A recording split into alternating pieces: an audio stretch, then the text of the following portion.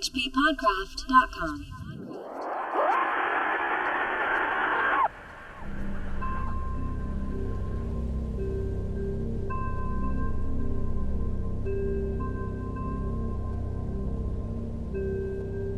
In the end, the three men from Arkham, old white-bearded Dr. Armitage, stocky iron-gray Professor Rice, and lean, youngish Dr. Morgan, ascended the mountain alone. After much patient instruction regarding its focusing and use, they left the telescope with the frightened group that remained in the road, and as they climbed, they were watched closely by those among whom the glass was passed around. It was hard going, and Armitage had to be helped more than once. High above the toiling group, the great swath trembled as its hellish maker repassed with snail-like deliberateness. Then it was obvious that the pursuers were gaining.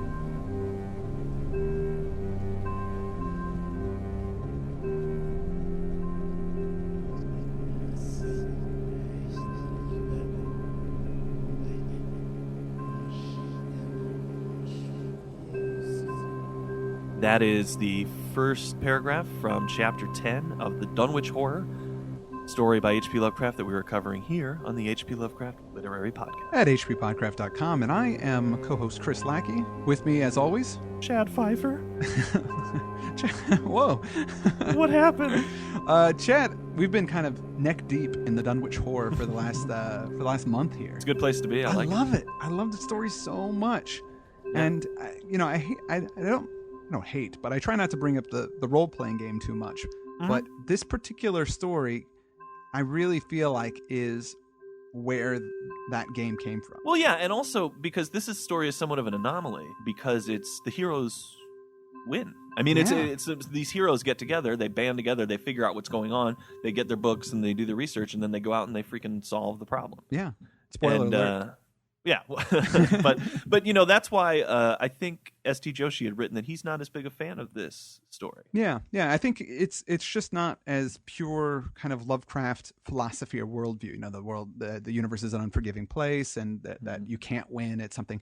And I have to say though that there's the big speech about how Yog-Sothoth will eventually come, and it's going to happen. The old ones are going to come back at some point, and I still think that this really fits within the framework because it's just temporarily stopped. Yeah, all they did was save this little backwater village. Ultimately, I'm sure Yog-Sothoth will find a way. Yeah, I mean, Yog-Sothoth is beyond space and time. It's some people aren't going to be able to stop it ultimately, and I think that still seems pretty obvious in the story.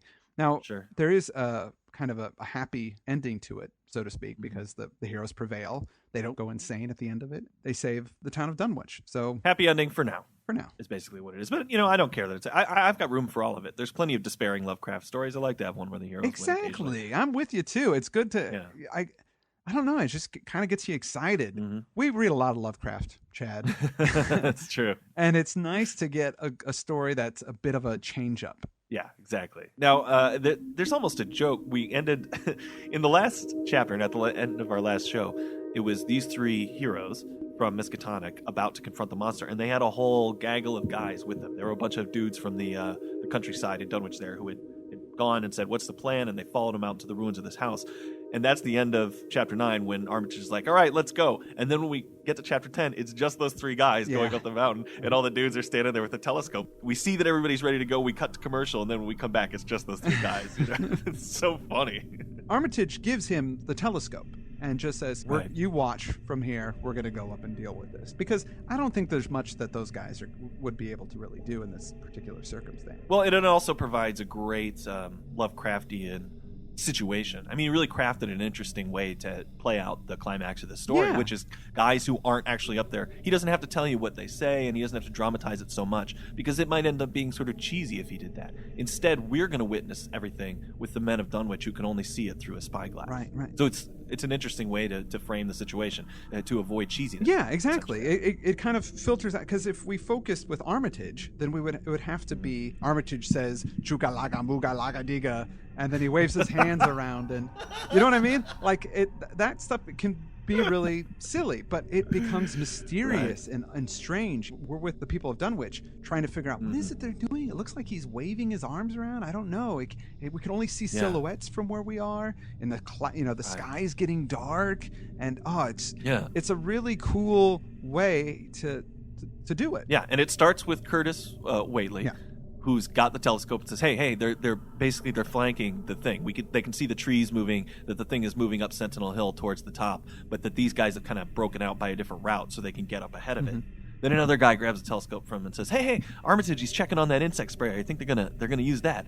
And Curtis says, what? Let me see it. And he grabs the telescope back and he looks as Rice takes that insect sprayer and just unleashes this sort of cloud of dust at the moving invisible thing. And whatever it is that he reveals when he does that, we don't get to know because Curtis drops the telescope and screams like a girl, right? Right. Well, we do know, because after he screams like a girl, it's like, Curtis, what did you see? And then he explains what it was that he saw. Bigger than a barn, all made of squirming ropes. Whole thing sort of shaped like a hen's egg, bigger than anything, with dozens of legs like hogs' heads that half shut up when they step. Nothing solid about it, all like jelly and made of separate wriggling ropes pushed close together. Great bulging eyes all over it. 10 or 20 mouths or trunks sticking out all along the sides, big as stovepipes, and all a tossing and opening and shutting, all grey with kind of blue or purple rings. God in heaven, that half face on top. Whoa. So boy. that's a description of the Dunwich Horror. That's it. It's this giant egg-shaped thing that's made up of a bunch of ropes, and there's eyes all over it. It's just, oh my God. And that half face on top, Robert Price, who was with us for his first couple shows, he had made reference to that earlier. Yeah, later on in this chapter, they say that the half face looks like old Wizard Whately. I mean, the thing is clearly related to that family. It's pretty horrible, but we don't know that yet. Now, Curtis collapses before he can say anything more to describe that half face on top. That's just the last thing he says that sort of knocks him out. Right. And the guys grab the telescope again, and they look up, and they can only see the three men. They're just like running up to the summit of the hill. Whippoorwills are starting up again everywhere. The men get to the summit. Earl Sawyer grabs the telescope, and he sees that one of the men is raising his hands in rhythmic intervals, and they think they can hear some faint chanting of some kind. And somebody even says, I guess he's saying the spell. Yeah. Now they see that all of the men are raising their arms, and lightning is starting to form in the sky, and there's this rumbling sound brewing beneath the hills, and all the dogs are starting to go nuts and howl and bark from a nearby farmhouse. And then there are some deep, cracked, raucous vocal sounds that are as loud as the rumbling of the thunder, and they sound like no human voice, and yet they're definitely words of some kind.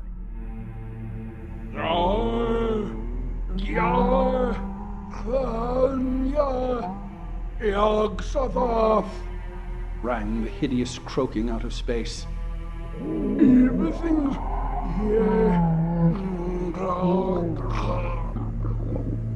The speaking impulse seemed to falter here, as if some frightful psychic struggle were going on. Henry Wheeler strained his eye at the telescope, but saw only the three grotesquely silhouetted human figures on the peak, all moving their arms furiously in strange gestures as their incantation drew near its culmination. From what black wells of acherontic fear or feeling, from what unplumbed gulfs of extra-cosmic consciousness or obscure, long-latent heredity were those half-articulate thunder-croakings drawn? Presently they began to gather renewed force and coherence as they grew in stark, utter, ultimate frenzy. Help!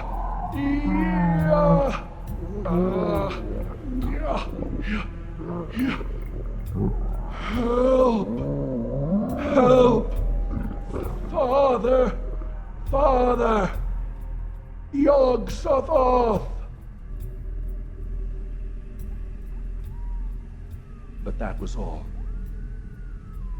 The pallid group in the road, still reeling at the indisputably English syllables that had poured thickly and thunderously down from the frantic vacancy beside that shocking altar stone, were never to hear such syllables again.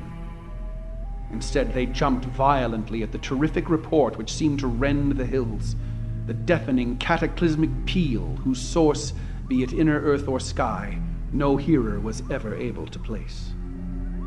A single lightning bolt shot from the purple zenith to the altar stone, and a great tidal wave of viewless force and indescribable stench swept down from the hill to all the countryside. Trees, grass, and underbrush were whipped into a fury, and the frightened crowd at the mountain's base, weakened by the lethal fetter that seemed about to asphyxiate them, were almost hurled off their feet. Dogs howled from the distance. Green grass and foliage wilted to a curious sickly yellow-gray, and over field and forest were scattered the bodies of dead whippoorwills. Wow. That is some climax. Climax with a cleansing bolt of lightning. Always.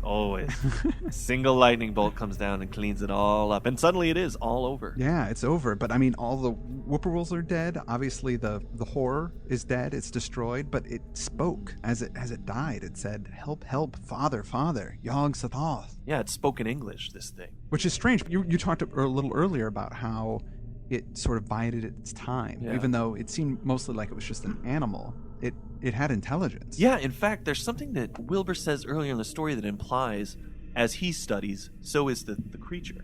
So is the thing up in the attic is also reading and studying and learning. So, they're on a parallel track, which lends itself to what Robert was talking about in an early episode, that these are really essentially the same character. One just picks up from the other one. So they have the same purpose and the same intelligence. Between this it resembled the father more, I think. Both of them are necessary. They're two parts of the ritual that needs to bring Yog Sothoth into this world, which would destroy Earth, wipe it clean, is what Wilbur kept talking about. When you miss one part, the other part didn't know what to do. I think it lost its purpose. In a way, it's a little tragic, I think, that this thing is just kind of wandering around, not knowing what it's supposed to do, and it's just eating, and it goes up to Sentinel Hill because it knows it has some significance, but it's not able to complete the ritual that it needs to do. Yeah. So these guys kind of put it out of its misery in a way. They come down the hill with the sun sort of beaming behind them. It's a heroic moment. Yeah. And everybody wants to know what's up, but Armitage just says, hey, the thing is gone forever, can't exist again. No. Most of it is returned in some way to its father in some realm outside of the material universe. But then Curtis starts freaking out again about this face that he saw. It says, that face, with the red eyes and crinkly albino hair, and no chin like the Whateleys. It was a octopus, centipede, spider kind of thing, but there was a half-shaped man's face on top of it, and it looked like Wizard Whately's, only it was yards and yards across. Oh man, that is crazy.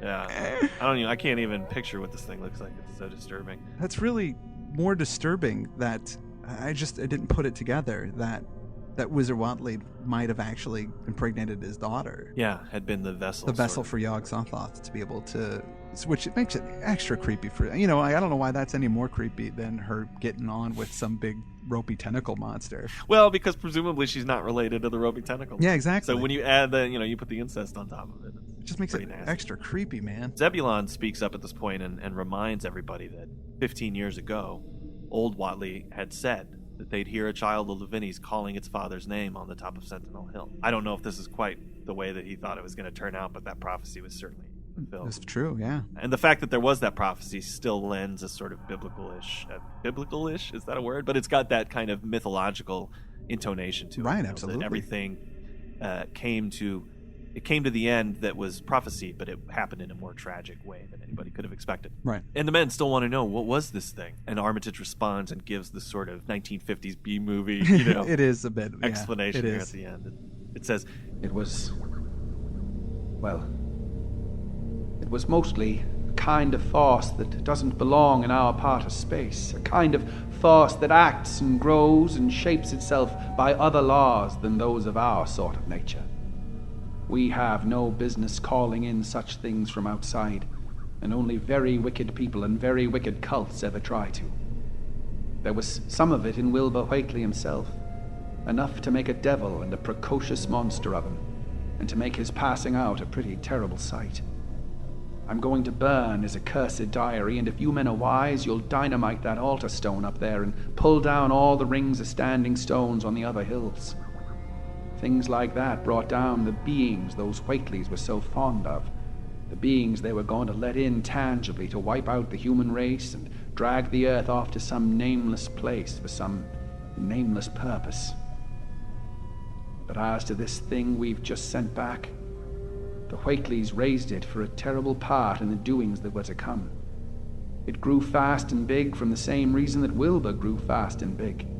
But it beat him because it had a greater share of the outsideness in it. You needn't ask how Wilbur called it out of the air. He didn't call it out. It was his twin brother. But it looked more like the father than he did.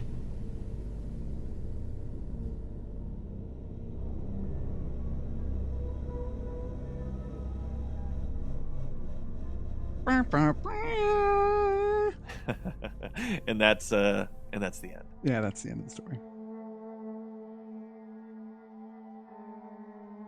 Has that italicized ending. I mean, I don't think it's a surprise to anybody that it was a twin brother. Maybe it was the first time I read this. I can't remember. Yeah, I think it was. I was surprised by it, I have to say. That the whole idea of the incest and all that was after the fact. When I just read it, I just thought it was a monster. This was a great read. I mean, I was actually sad that I knew I was pretty familiar with the story from when I read it. I don't know, maybe when I was a teenager. Oh, I've read it again recently. I read it maybe 2 or 3 years ago. Yeah, well, I read it again, but I know everything. I wish I could go through it the first time again, because some of these things were quite surprising to me. As I'd mentioned earlier, when Wilbur gets killed, that totally took me by surprise. I didn't expect that to happen. The plot in this, I think, is really good. Oh, yeah. People accuse Lovecraft of just having events happen, or he always focuses on it as just sort of one weird occurrence, and it's the weirdness of it that interests him. But here we have definite plot. Something terrible happens, and then we go, but wait a minute, we cut back to Miskatonic University, and we have some scenes there, and then we come back. It's got an almost sort of cinematic feel to it and a pacing, and I think it's outstanding. More so than almost any other story that he's written up to this point. It's got a real motivated plot. It's a page turner. I think it's great, but it has been criticized as being sort of, we talked about this a little bit, it's a good versus evil story, which really isn't Lovecraft's type of thing. Donald R. Burleson, he suggested that the tale be read like a satire of the typical good versus evil story. And the reason why he says that is because in the quote in the Necronomicon, it says, "Man rules now where they, the old ones, ruled once. They shall soon rule where man rules now." And that's saying that it is inevitable that they're going to come back. So this victory is really not that big of a victory in the grand scale of things. And in fact, It's kind of a joke. It's like, I'm the valiant man and we did this thing. It's like, well, not really. It's nothing compared to the gods. I think Lovecraft says, remember how I said that he was relating to Armitage, the character? I don't think he means this as a joke. I think Lovecraft really gets into the idea of good beating evil. And I'll read you this quote from Lovecraft. This is what he said. "I found myself psychologically identifying with one of the characters, an aged scholar who finally combats the menace towards the end." And he said that, and there was a letter to August Derleth, that he doesn't mean this as a parody. He just liked the character and he wanted him to win and have a victory. And even Lovecraft appreciates that type of thing. I mean, I honestly don't think it's a parody of any kind. When Lovecraft does that, he writes something like Reanimator. It's pretty obvious to me. But this, it just seems to, this is a ripping yarn, it's just a good adventure story. And because it's heroic and it has a traditional good versus evil thing, I think that maybe the tendency is for us to say, well, Lovecraft would have been winking and nudging if he'd have written something like that. It's below him somehow. Not at all. I don't think it is. The only thing about it that I think is maybe overboard is the excessive sort of explanation at the end. Yeah, it does have that kind of B-movie sort of feel to it, which is something that was in The Last Test. I had that kind of same feeling. Yeah. And those were both written closely to each other, so it might be just sort of what Lovecraft is particularly into at this point. And this is, another thing, I mentioned this earlier, that when Lovecraft went out to Wilbraham, Massachusetts, and that's sort of where he got the inspiration for Dunwich.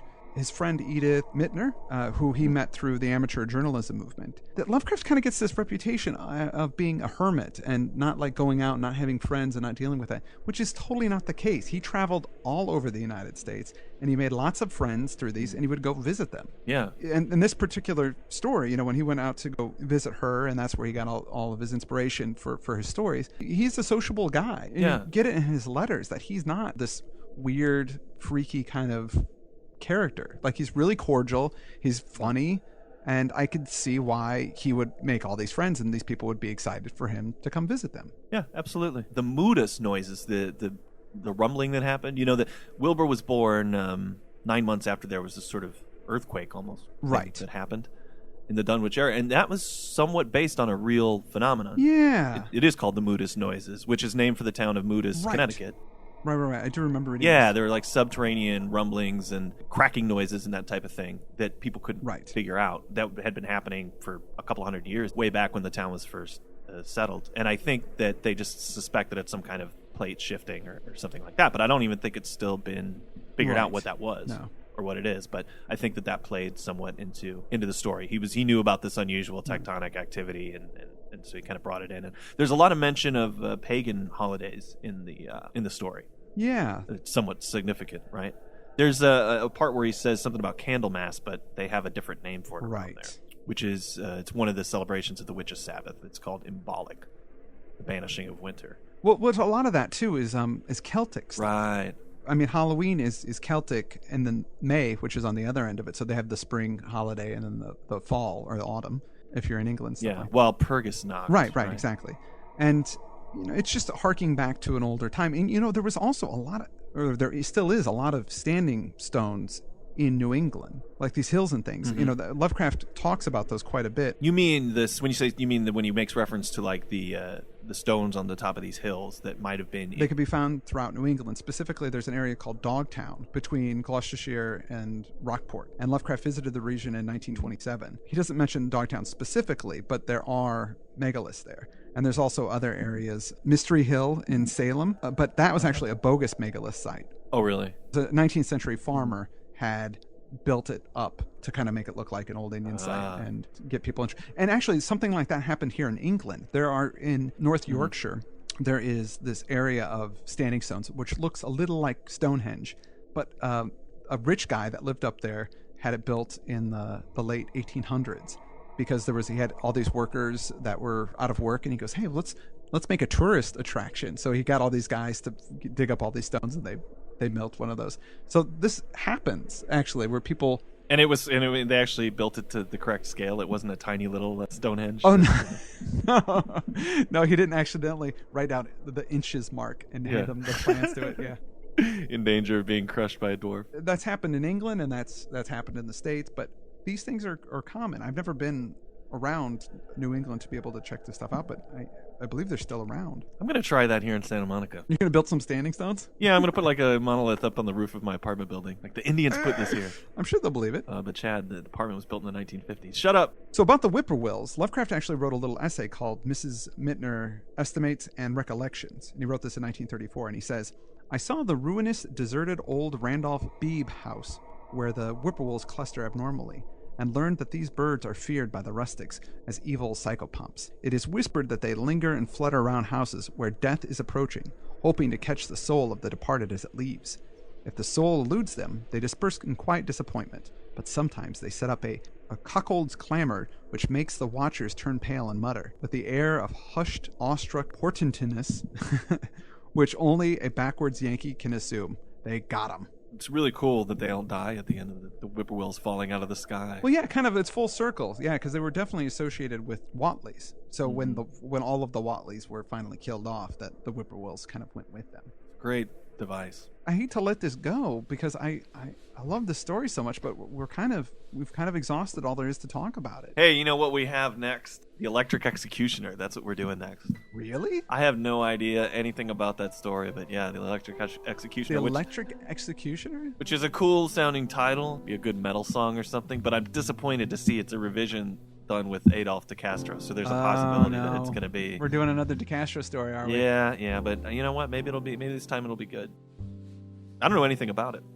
No, I've never read it either. I doubt it'll be a Dunwich Horror, but maybe it'll be a little gem. It might be a surprise. It might be for surprise. I was quite happy with Yig. I was too. That was a good one. But that was Zelia Bishop. Now, after the Electric Executioner, we do have another couple collaborations he did with her, The Mound and Medusa's Coil. So those are coming up as well. And then after that, we're going to have The Whisper in Darkness and At the Mountains of Madness. So there's some serious stuff coming up. I've been reading the script of At the Mountains of Madness. Oh, you have? You got a hold of it? Yeah, the Del Toro script. I mean, I don't know if it's been changed. I assume it has been since then, but a listener sent it to me, and I've been looking through it. It's really cool, man. It's Oh, good. yeah. I hope that movie is actually getting made. It's neat. Oh, wow. There's a rumor going around that actually Joshi is an advisor on. Oh, really? Yeah. Well, I hope that's all true. The last I heard, though, the studio hadn't written a check yet.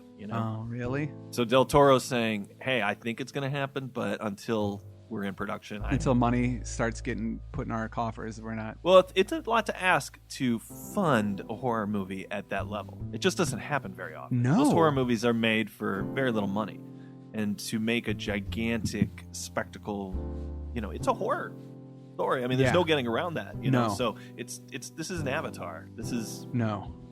people flipping out and going crazy and learning the history of the world and everything. So Yeah. I'll be surprised if it happens. It could be. It could be a huge bomb. It might be a really cool movie, yeah. but it might just be not what general audiences are looking for. Yeah. And you got to kind of be realistic about that, because most people don't like horror films. It won't have that universal feel or appeal that like Avatar had. Mm-hmm. It's a very simple story, and it's very fantastic, and it's got great visuals, Right. and it's kind of, the good guys win and everybody thing is done and the bad guys get punished, but not in Mountains of Madness. I'm surprised all the time. I'll say, "Hey, I'm going to see, whatever the horror movie is that's out at the time," and people will look, "Oh, I don't see those movies." Yeah, I don't go to horror films. Yeah. Just blanket, I don't do it. And there's nothing wrong with that, but it always is a surprise. Really? Why? To me, they're like comedies in the same way. It's just an enjoyable thing. You get set up, and then there's the scare, and then you move on, and that, it's great stuff. But a lot of people, they don't dig on it. Well, with that, I want to say thank you to Andrew Lehman, who always does a wonderful job. And everybody go to the H.P. Lovecraft Historical Society's website, CthulhuLives.org, and get the Dunwich Horror radio play, because it's great. It is really, really good. Thanks again, Robert M. Price, for coming on the show and helping us through a bit of this story. That guy's awesome. He's great. And You should listen to his, he's got a couple of his own shows, Point of Inquiry, obviously, that he does. But there's also The Bible Geek. Have questions about the Bible or want to hear somebody who's an excellent expert at that kind of thing. He's got such an interesting point of view because he's steeped in this Christian theology, but he's an atheist.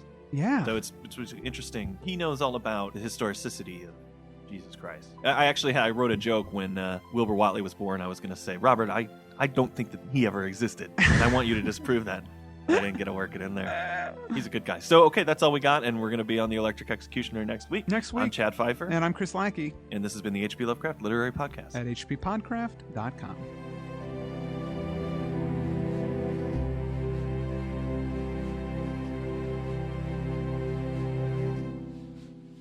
hppodcraft.com